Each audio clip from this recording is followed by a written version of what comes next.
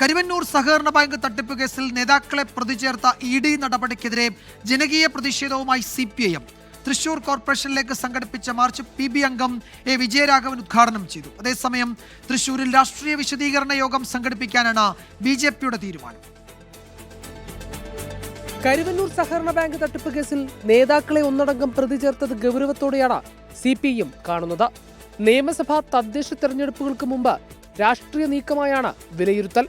ഈ സാഹചര്യത്തിൽ ലോക്കൽ തലങ്ങളിൽ നിന്ന് തുടങ്ങി സംസ്ഥാന തലം വരെ വിശദീകരണ യോഗങ്ങളും പ്രതിഷേധ പരിപാടികളും സംഘടിപ്പിക്കും.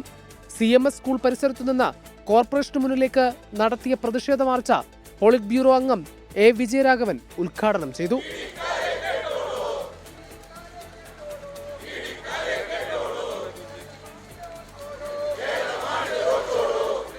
യഥാർത്ഥ കുറ്റവാളിയെ പിടിക്കുന്ന നടപടിയല്ല EDയുടെ ഭാഗത്തു നിന്നുണ്ടായത്.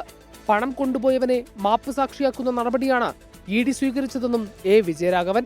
ഈ വിളിച്ചു വരുത്തല് വിളിക്കുക, ഇരിക്കുക, കേസിലേക്ക് ചേർക്കുക, അതിനുവേണ്ടി അവസാനത്തെ വിളിക്കുക. എല്ലാവരും വിളിച്ചു തീർന്നു. അത് തിരക്കഥയാണ്. ഇത് യഥാർത്ഥത്തിൽ കുറ്റപത്രമല്ല. ഇത് ED തയ്യാറാക്കിയ ഒരു തിരക്കഥയാണ്. EDയുടെ രാഷ്ട്രീയ നാടകത്തിന്റെ തിരക്കഥയാണ് ഈ രൂപത്തിൽ ഇപ്പോൾ ഇവിടെ തയ്യാറാക്കിയിട്ടുള്ളത്. BJP ഇന്ന് വൈകിട്ട് സംഘടിപ്പിക്കുന്ന രാഷ്ട്രീയ വിശദീകരണ യോഗം ശോഭാ സുരേന്ദ്രൻ ഉദ്ഘാടനം ചെയ്യും. 24 തൃശൂർ.